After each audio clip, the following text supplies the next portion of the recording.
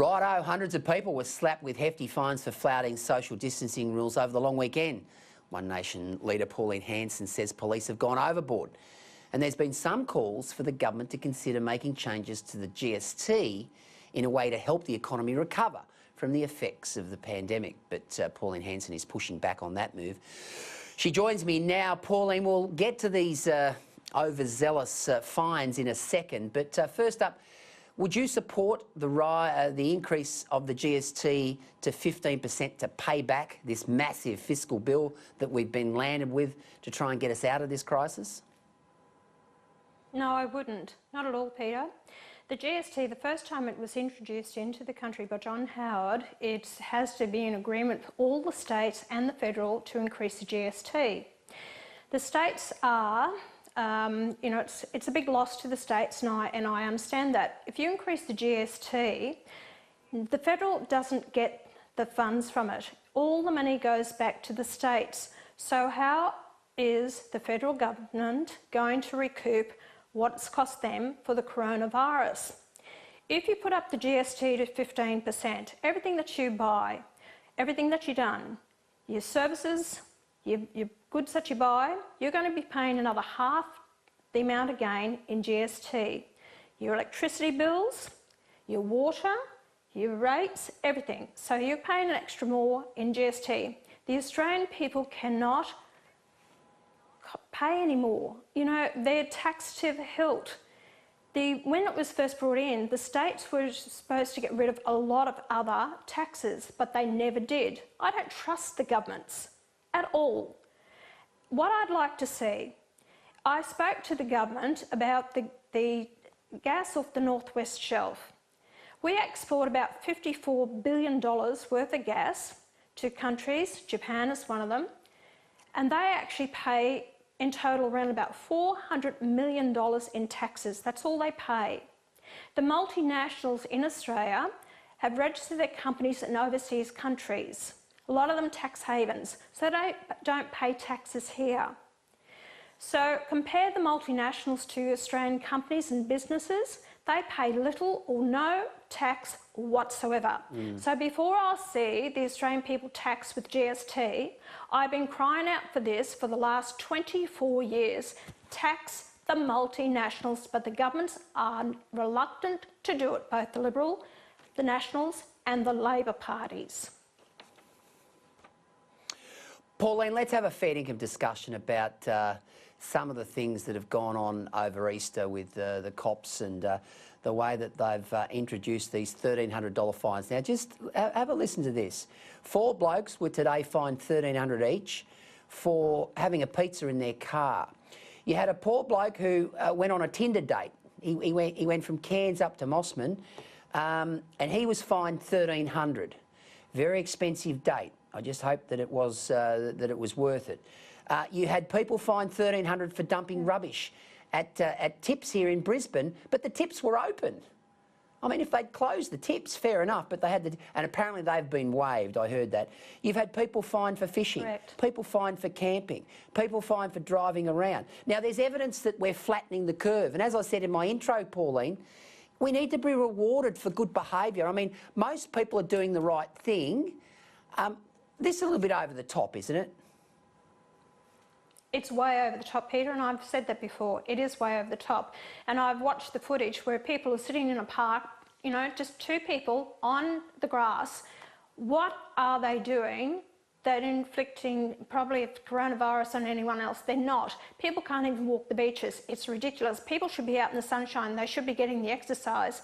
If you lock people up constantly in their homes, they can't go anywhere or do anything. This is going to cause more problems to our society. If we can actually then have the shops open, if the shops are open, we can actually go to the shops. What is wrong with people going to the beach, going to the park, doing some camping, going fishing? For people in Queensland, 2 people on a boat, that you can't go fishing, or only if you're going to go out to catch food. You know, you can't have a leisure, just go and get in your boat, get away from it all. I think it's ridiculous, and they need to wake up to themselves, because there will be a backlash. People have been fantastic. They are very aware of this, especially when we see the number of deaths that is happening in other countries around the world. People are concerned, they're frightened, and they're taking those precautions.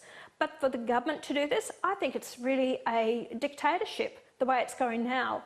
I just think it's a bit over the top. And you're right in your comments, you know. People need to relax a little bit, and I like to see the footy come back. You don't have to have the stands full of people. Let's televise it, but surely these players are fit and they should be just watched afterwards instead of lockdown. I think it's ridiculous. Bring back the footy. What about easing some of these restrictions? I mean, there's calls to trial situations where some cafes would open, some restaurants would open.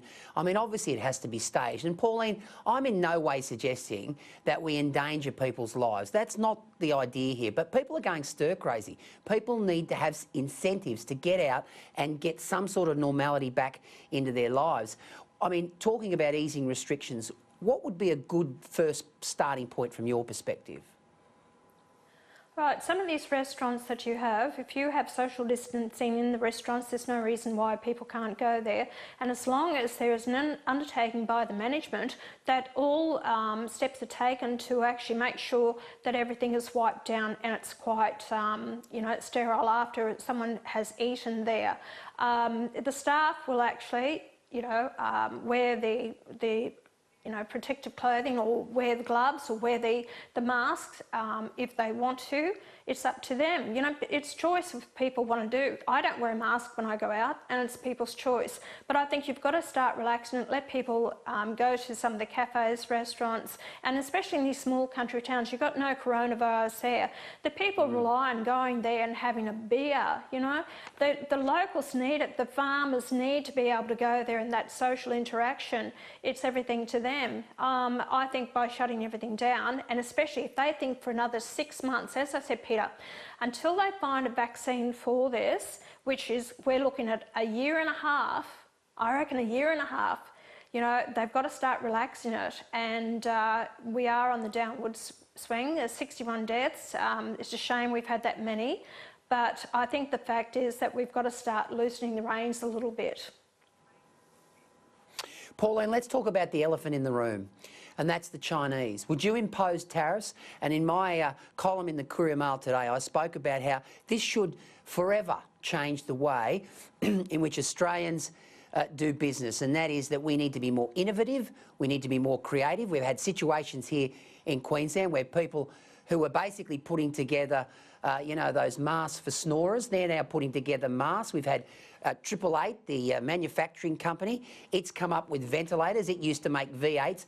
These are all the innovations that are happening. Where was this 20 years ago when the Chinese were flooding our market with their products? That was the free trade agreements, and I've been a protectionist for Australian businesses and industries and manufacturing all my political life, Peter, and this is what I've been fighting for.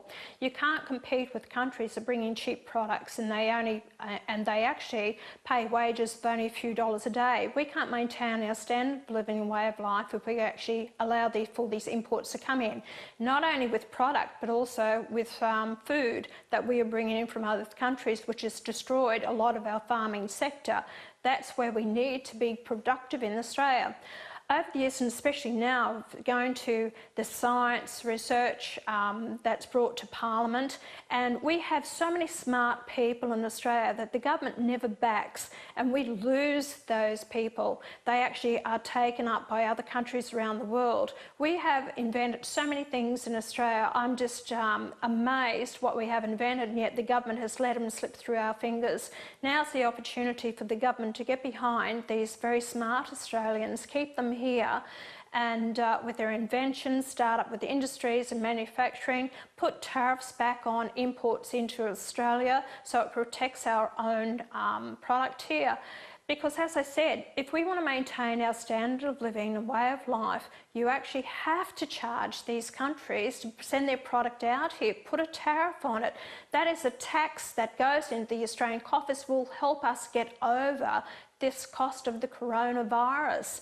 There's so many things we can do. We need to start the farming sector.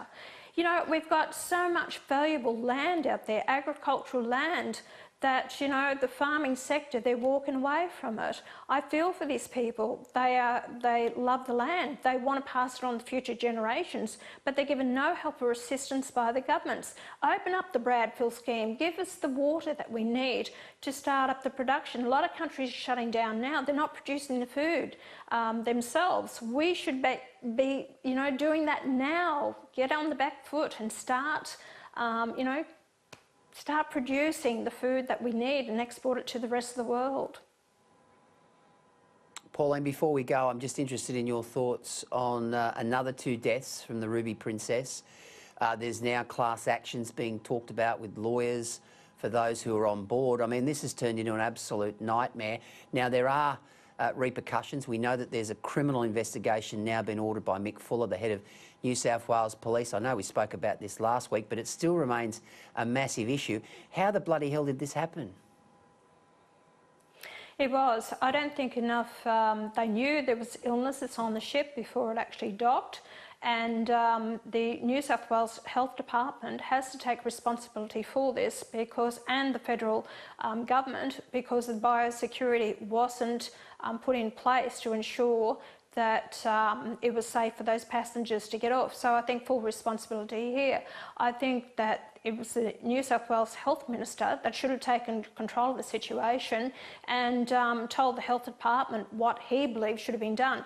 You see, Peter, the trouble with a lot of politicians, and I was told this years and years ago by a former minister of the Bajelki government. He said, the bureaucrats gave me the wrong information. I delivered that wrong information, which cost me my job.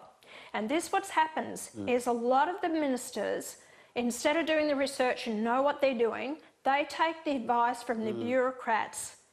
They don't, you know, if they want to get rid of you, they'll give you the wrong information. So if you're going to be a good minister in a position, know the background to something. Do the research, do the work yourself. Don't trust anyone else, especially when your job's on the line, and especially in this case, people's lives were on the line. So to Brad Hazzard, my suggestion is you should resign because you never did your job properly. And when I hear from the background that he didn't know what was going on, well, then you're at fault. If you allow the bureaucrats in New South Wales Health Department to tell you what to do when you should have researched it and knew what you were doing first and foremost. So I think that he needs to answer the people. All right, Pauline Hanson, great to see you tonight on Sky News Across Australia. Thanks for joining us. Thanks, Peter.